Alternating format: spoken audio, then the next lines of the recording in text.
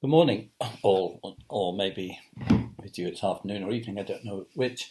Um, I'm recording this class um, in the hope of catching up with the course. I do apologise for the break in proceedings, but I got hit by a rather nasty bug, and I'm feeling up to doing this, but I fear I won't be in to give the class to you tomorrow, that is to say Tuesday.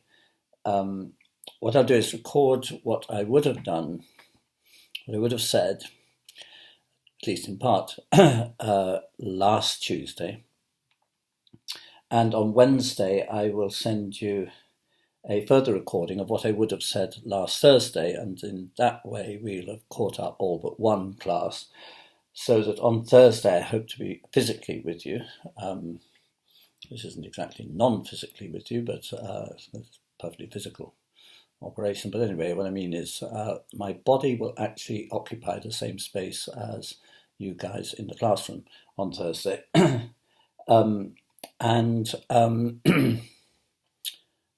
Then we'll be more or less up to square one, with one exception, and that is that those in my precept, I'm afraid, will have to wait a little bit longer before I can grade their papers. But I'll do that as quickly as I can. So, in summary, today, this class, Wednesday, a second recorded class, no class on Tuesday, and I shall be with you on Thursday to continue roughly on schedule, just one class behind, but we'll make up one way or another. So that's that. So today I want to talk to you about Thomas on the happy life. I don't like the word moral much at all. It's a term that has been infected, influenced. The meaning of it has been influenced very, very much in contemporary moral philosophy by the influence of, on one side, Hume, and the other side, Immanuel Kant. And it's not a term that Thomas Aquinas really uses much at all.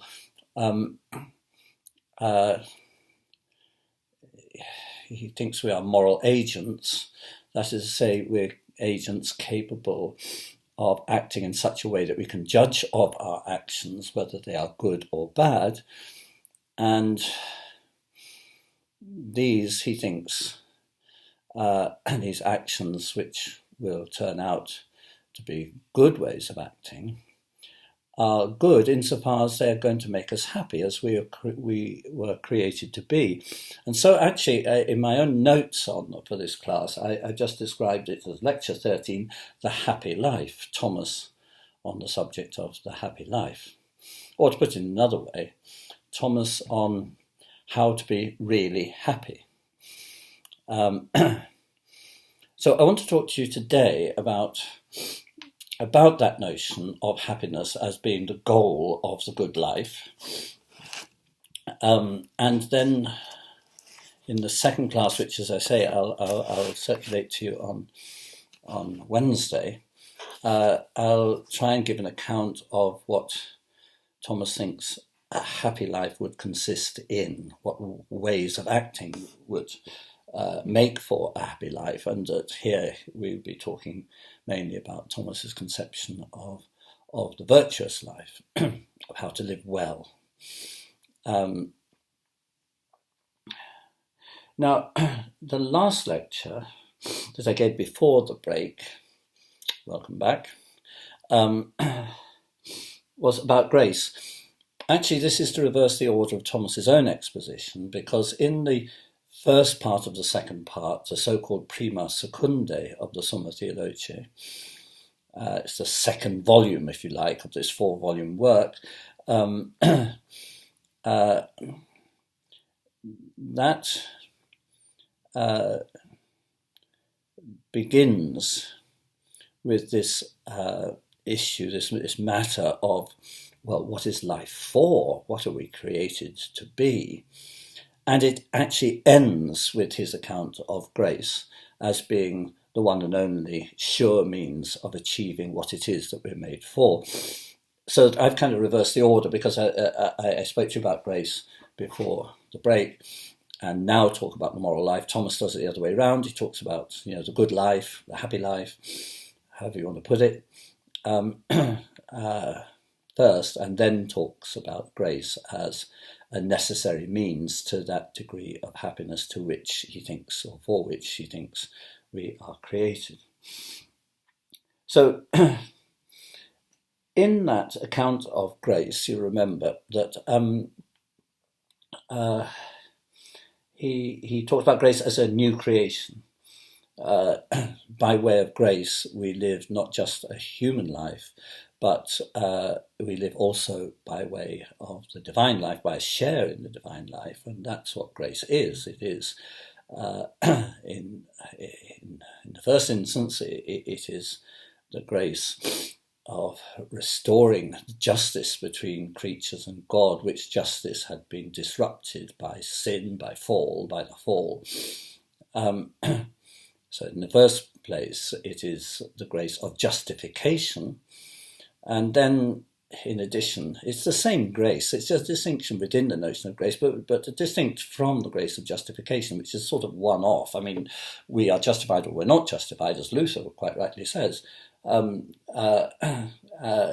Thomas thinks that we are justified, and that's the first way in which grace appears to us. But that this grace of justification becomes a progressive thing throughout our whole life. It becomes the grace of sanctification, so that our lives are increasingly conformed, made to be lives that are lived by way of the divine life, which is grace. And I explained to you, I think, how important for Thomas's conception of this grace of justification first and sanctification second, that it is understood as a way of creating a degree of friendship between ourselves and God, a friendship which is possible only insofar as friends are equal to one another, and our inequality with God, which is inherent in us as creatures, never mind as fallen creatures, but just simply as creatures, we cannot in any way share in the divine life directly, so that grace is a calling into a sharing which is entirely, as we say, gratuitous. That's where we get the word grace from. It is given to us, so that we are paradoxically made to be equal with God by virtue of an act which only God can bring about. So that the radical inequality between God and creatures is radically made up precisely by an act of God. So that for Thomas, grace comes entirely first. But grace and free will, he said, you'll remember, are not opposed to one another. On the contrary, it is by virtue of grace that our wills are made free. So God's grace infallibly does its work in us, but what it infallibly does is to create precisely our freedom and our autonomy, so that it is a grace that we are able to be free. And it is only by grace that we are fully free, fully freed from all the constraints on our freedom which grace overcomes. Whether this is our createdness on the one hand, or whether it's our sinfulness on the other. So that's where we were at the end of the first part of the Summa. In fact, as I said just now, what I've just said to you about grace, what I was trying to explain to you about Thomas on grace in the last lecture, is to be found after what Thomas has to say about our human nature and its natural relationship to the good life, to, as Thomas says in the very first question of the second part of the Summa, the Prima Secundae,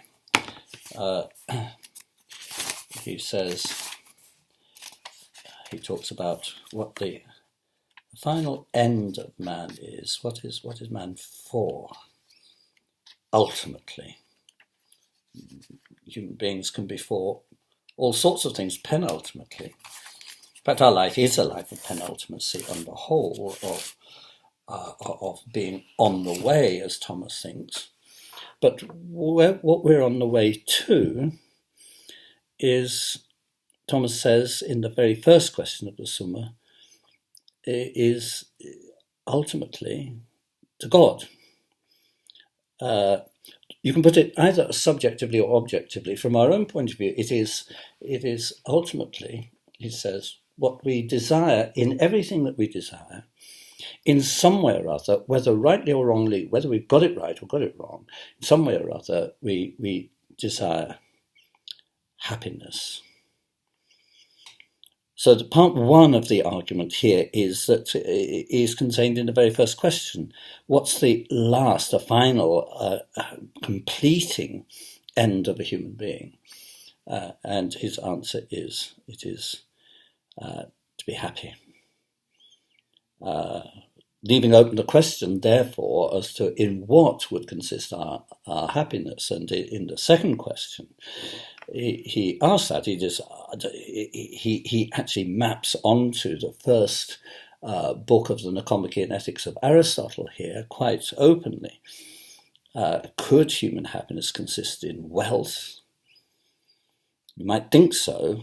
If only you were to experience real dire poverty, it might be the only thing you could think of that would make you happy, is to have some sort of resources. And Thomas says, no, but that would be so in certain circumstances. But what is absolutely and independently of particular circumstances, what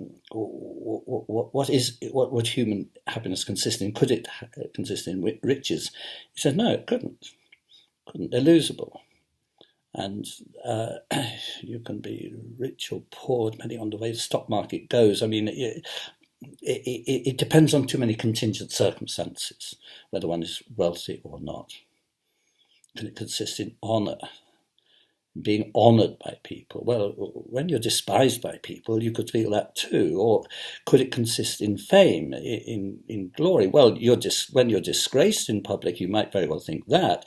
Could it consist in power? You might very particularly think that it consists in power, which would be the power over the fortunes of life, as to whether one is rich or poor, whether one is honoured or not, whether one has fame or not. And he says no, because power is losable, and again contingent upon particular circumstances. He's following Aristotle here. Could it consist in any corporeal good of the body, or in voluptate, in pleasure? Could it consist in any good of the soul? Could it consist in any created good? And the answer is no, it couldn't. And one of the reasons here, I think, is important.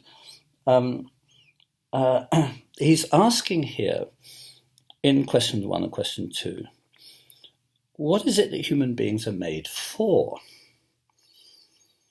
And that can appear to us today as a rather instrumentalized way of asking about what human beings are, as if what we fundamentally are is determined by what we're fundamentally for. And that suggestion, that idea that we're made for something, can sound a little bit like a rather instrumentalized notion of what human beings are for, in the sort of way in which you ask, well, what's this stick which fits into a hand cosily with a metal end on it for? The answer is, well, it's a hammer, and that's for knocking nails in more conveniently than knocking nails in with your shoe, because shoes aren't for knocking nails in. Shoes are putting on your feet to prevent them getting sore when you tread on spiky rocks or whatever, or getting your feet wet and fungal from rain or whatever. So what are we for? Sounds as if it's kind of instrumentalized, and instrumentalizing what human nature is, because I mean, what Thomas thinks that what a thing is determined not entirely, but in important sense by, well, what's its purpose, what's it for. Well, the thing is that Thomas doesn't think that being for something is an exclusive characteristic of tools, of instruments, of things which are wielded by another power and have no power of their own, except insofar as that power is exercised by somebody in the way in which a carpenter wields a hammer. I mean, a hammer may be for knocking nails in, but it's not going to knock any nails in unless somebody wields it. And that idea of things being for something only in virtue of the power of somebody to wield it to that end is something which Thomas wants to get us past. He thinks that and I think it is important if we're to understand what Thomas is on about when he's talking about, well, the final end of a human being is a kind of complete happiness, a happiness that is indestructible and unlimited. He says would be happiness that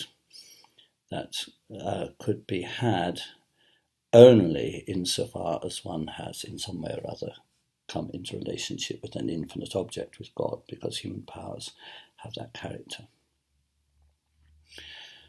of being unsatisfiable by anything finite. So what could possibly satisfy us completely? And there are many different ways into this. Into answering that question. I mean, what could be ultimately satisfying us, leaving us with no margin of dissatisfaction, happiness which is unconditional, that is to say, cannot be displaced by virtue of anything that happens to us. Things that happen to us, that, as Thomas would say, merely happen to us, are accidents. They just so are, but needn't be. Well, Thomas is thinking of what would make us happy, regardless of whatever vicissitudes could occur to us. Whatever misfortune, whatever failure in respect of riches, or honours, or fame, or power, or any bodily good, as he puts it, could it consist in any pleasure of the soul, in any particular good of the soul, in anything created at all? And his answer is no, it couldn't. Because subjectively, human desires are unlimited. Thomas thinks this because he thinks that because of our intellects, he says. This is quite important for Thomas, the centrality of intellect, and of a very, very distinctive notion of intellect, which is not much like our contemporary notions of intellect as they are today, in which you might think of intellect as something which you can measure by an IQ test, an intelligence quota. Intellect for Thomas is the power simply of seeing things, of seeing things as they really are, without illusion. And our intellects are not limited to this or that explanation of anything whatsoever. Though intellect seeks explanations, it wants to know what accounts for this, what accounts for that, what accounts for the other. It's not satisfied until whatever answer there is to that question, what accounts for it, is in some way or other ultimate, and in some way or other, in that sense, in some way or other, our intellectual power is objectively infinite. It cannot be satisfied with any limited answer. If it can still ask a question, it must ask that question. This brings us back, by the way, to the source of Thomas's thinking about the arguments for existence of God.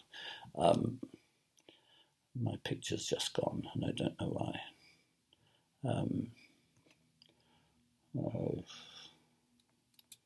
There we are.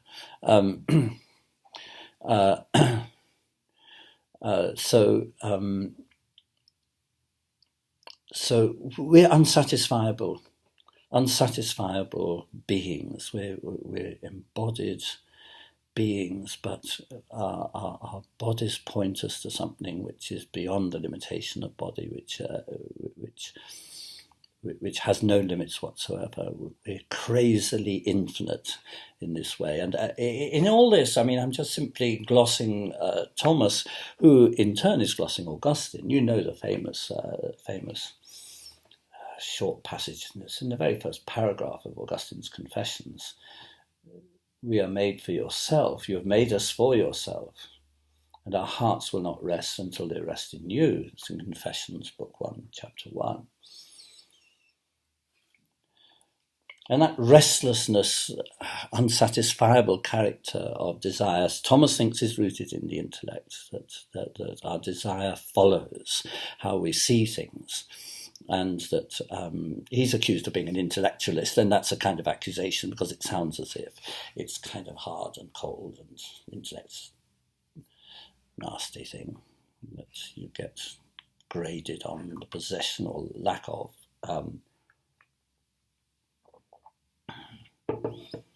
Whereas will seems more cuddly and cozy. And intellect is connected with truth, and will with love. Thomas doesn't have a very strong sense of will as somehow or other independent of intellect. We love what we know, and what we truly know, we truly love. But love follows knowledge in an important kind of way. Ultimately, at any rate, in the beatific vision, it is the beatific vision, the happy vision, the happy seeing, the happy understanding, the joy of penetrating through to the truth of things. It's a joy because the will follows it with, as it were, a great exclamation of joy at the achievement of truth. So back to the point, our hearts will not rest until they rest in you. Well, okay, that means that we must learn to want that which is the object, the true object of intellect, and that will be our happiness. Now, I want to talk to you now about will, about wanting, about desire, and about this idea that we're made happy when we understand and are united through our intellects with the object which alone will satisfy a desire which is infinite in its capacity. Infinite in its capacity because it's the desire of an intellectual being.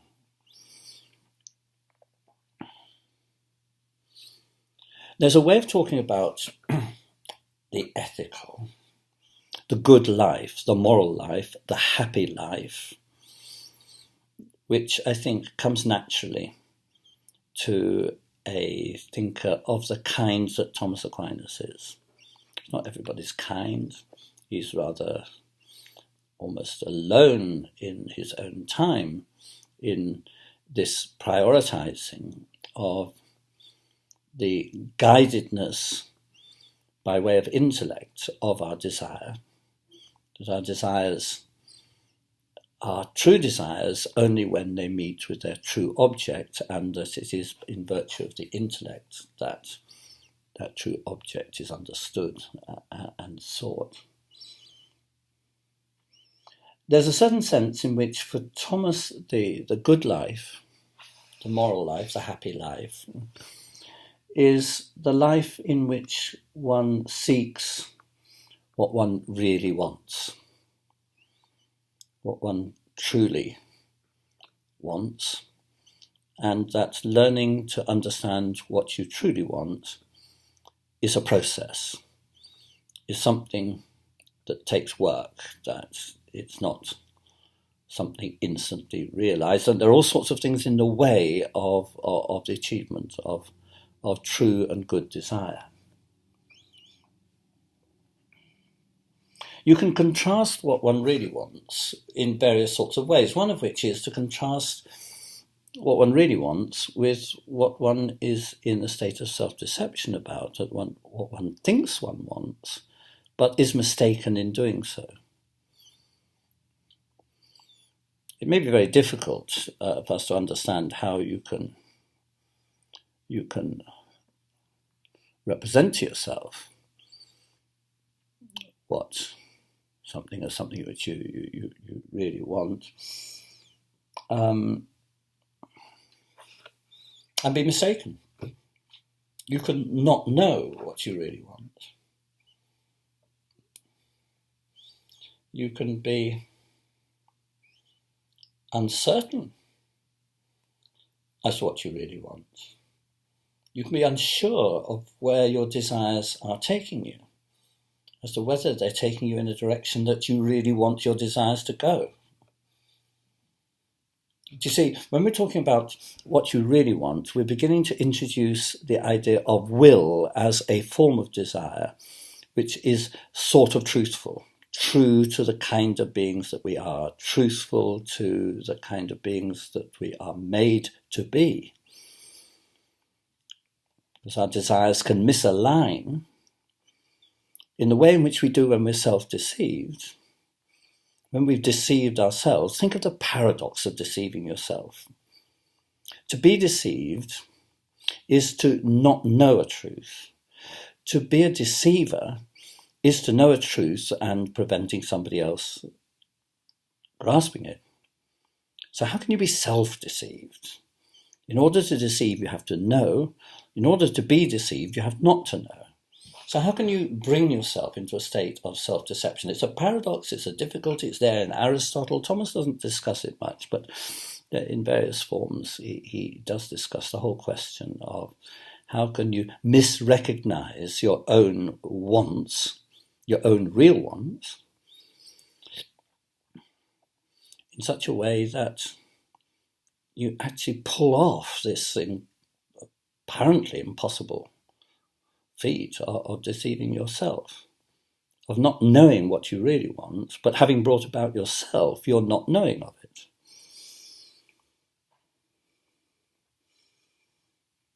I am really in love, deep down, with Mary Jane, but I deceive myself in this. I pretend to myself, I create stories, narratives about my relationship with Mary Jane,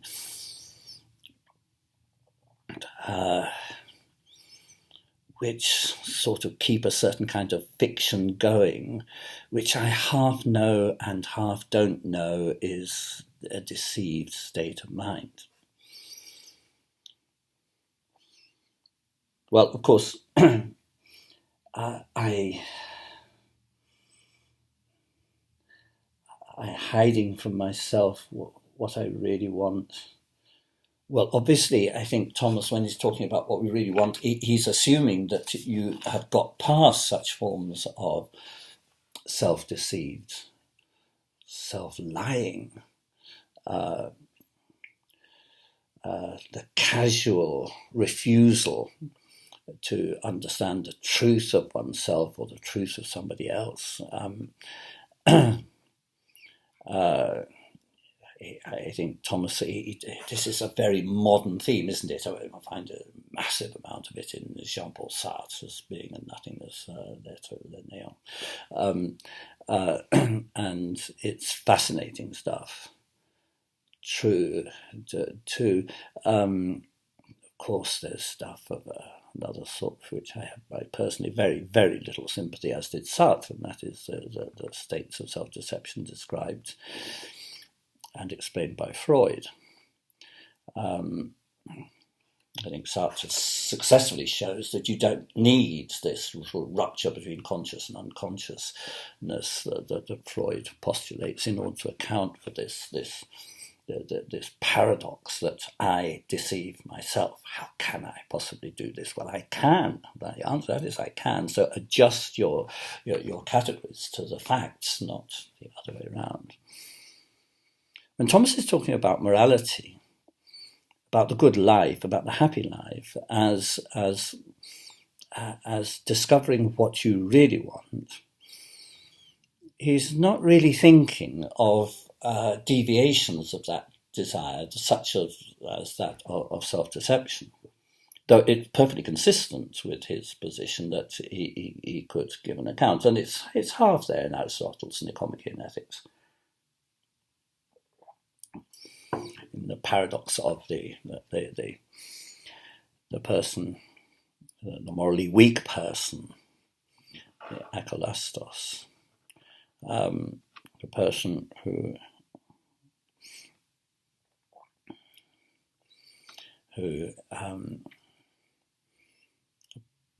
kind of half desires that he should act in this way in accordance with good, happy life, but fails in practice, so that he doesn't know what is right. He does in an abstract way, doesn't in a practical way, and he's caught in the juncture between the abstract and the concrete, and the self-deceived person just holds himself there in that juncture. Now, Thomas isn't thinking of that particularly, because, of course, I may be deceiving myself about my desires, but my true desires may themselves be false, as it were. I mean, that is to say, what in fact I desire may be a false form of desire for a human, a place where desire ought not to go, or has no place going, because it's one of those short-term desires which will not lead to happiness. So, if my desires are falsely aligned with what my happiness truly consists in, then they are forms of false desire. And so, really the task for a human being, to achieve what the human being is made for, is made for that happiness which consists in the love of God. The task for the human being is the task of, as it were, drawing his or her desires into alignment with what will make him or her entirely happy. So what we really want is tied in with what will make me happy, because you see, in the end, Thomas says that it comes down to this. The good life is the happy life, and the happy life is the good life. And so all our desire, which is for happiness ultimately, has to be aligned with that in which that happiness consists. And as Augustine says, that in which our happiness consists is and can only be God. Only God, as the object of desire, will make me fully happy. We're finite creatures, but there's no limit to our desires. So that God, the only being which is unlimited, is always there somewhere within what I want as being what I really want. And this is where Augustine comes back into it.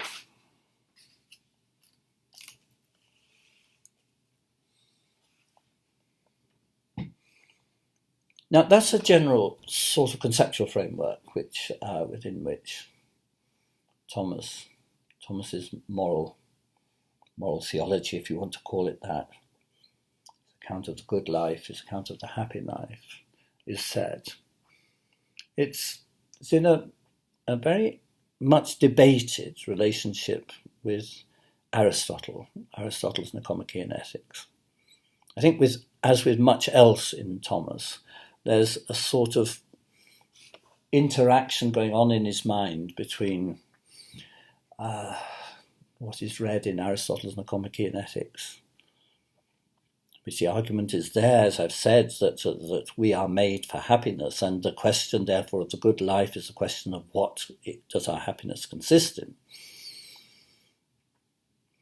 And on the other hand, Augustine's sense, which is found in Confessions, that our happiness can only consist ultimately in God, in an infinite object. And Aristotle gets quite close to that at the end of the Nicomachean Ethics. Nobody really knows. Nobody knows for sure what order the books of the Nicomachean Ethics were written in. And the suggestion is that Book 10 is actually earlier than Book 1, because it shows a greater influence of Plato in some ways. But in that Book 10 of Nicomachean Ethics, the last book of the Nicomachean Ethics, Aristotle says that ultimately the happiness of a human being would have to consist in the contemplation of an infinite object, which is God. It couldn't consist in anything less. Whereas in Book 1, he said that actually the happy life is to be found by citizens in a good community. Now, I think that those two elements in the Nicomachean Ethics, which don't particularly fit well together in Aristotle, are kind of got to fit together quite well. At least Thomas, I think, is attempting to put them together in his own Summa Theologiae, in that second part of the Summa Theologiae, particularly the first part of the second part, which is what I've been talking about to you today.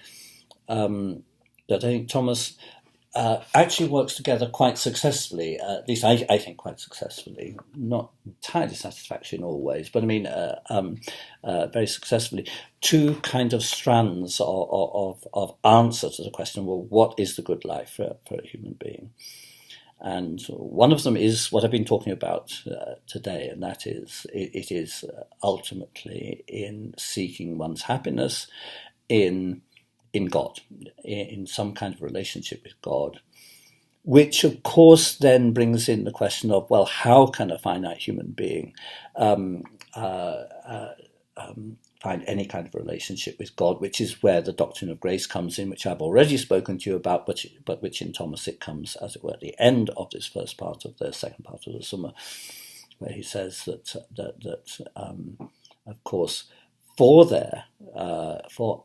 there to be a pursuit of happiness in God, it is necessary, which he argues for in terms of, well, just what is a human being for? I mean, in terms of its infinite capacity. It can be satisfied only by an infinite object. So it's going to have to be found in God. But that is possible only insofar as, by virtue of a gift of God's grace, is it possible for us to enter into a relationship of friendship and equality with God, only by virtue of God's own elevation of our natures beyond ourselves, so that there's a certain kind of supererogatory capacity of the human nature, which is grace. Which means that by virtue of grace we can achieve what we're naturally made for. Now, that, I think, is what you get in good part of the Prima Secundae, the first part of the second part of the Summa. And that kind of correlates in a kind of Christianized version with Book 10 of Aristotle's Nicomachean Ethics, in which Aristotle makes the same point generally, without really being able to give an account of how it could be true, that human beings can be happy only ultimately in the contemplation of an infinite object, in some sort of communion with God. So Aristotle's conception of God is such that it is impossible for there to be any communion with God at all, at any rate from the point of view of God. That on the one hand. And on the other hand, what the rest of the Nicomachean Ethic is about is mapped out by Thomas in the second part of the Summa, in which he talks about, well, what is the life of virtue like? what would it be like actually to live in accordance with that desire for God? In other words, having spoken about the ultimate end of a human being, he needs to talk about, well, what about all the penultimacy, which is time and history and all that is between birth and the ultimate, which is beyond death. So how does one construct an ethic? An ethic of, as it were, in the meantime. And so there you get in the Prima Secundae, but also more particularly in the second part of the second part, which is enormously long, so it's quite the longest part, he gets a map, as it were, of the virtues which have to be acquired by human beings such that they are in time and in history oriented towards this final end, which alone can make us happy. And so Thomas is bringing together there as it were, the doctrine of the final end of the human being, of members of the human race, of us all, the final end, together with the life which has to be lived in order to, as it were, achieve that final end, which is achievable only by virtue of grace. And so, as it were, the connection between the abstract doctrine, as it were, of the life which is lived as the happy life, is connected up with the doctrine of virtue, which is the ways of living a life such that it will be a happy life in accordance with virtue. So what in the next class I will talk to you about is more about the means as distinct from the ends. So today what I was talking about was sort of simply, well, answer the question, what Thomas asks, what is life? What is life for? What are we made for? And he answers, for God. And that because that is that in which human beings will find their happiness, which is what ultimately all human beings seek. I think maybe I'll have a go in the next class at saying a little bit about why this driving force of the desire for happiness, which drives us to God as the only possible source of happiness, is not a form of utilitarianism, because quite a lot of people seem to think that it is, that basically this means that we're subordinating morality to our own happiness. Well, I think this is a very common reaction, which I think requires one to make some quite important distinctions, and I'll have a go at that in the next class. This is not a form of utilitarian eudaimonism, that's a utilitarian notion that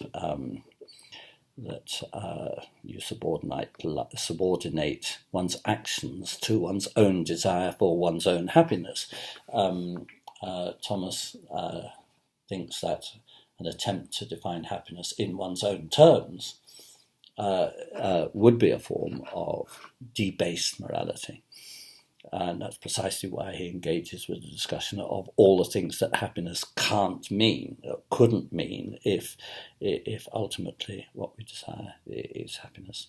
Enough of that for today. I'll have a go at talking about that on Wednesday, and I hope to circulate that to you on Wednesday, and that will complete a certain degree of catch-up, and then we can get on with the restoring our relationship with the syllabus. Hope that that's not too floundering a lecture. So, repeat, I won't see you tomorrow, no class tomorrow, on Tuesday.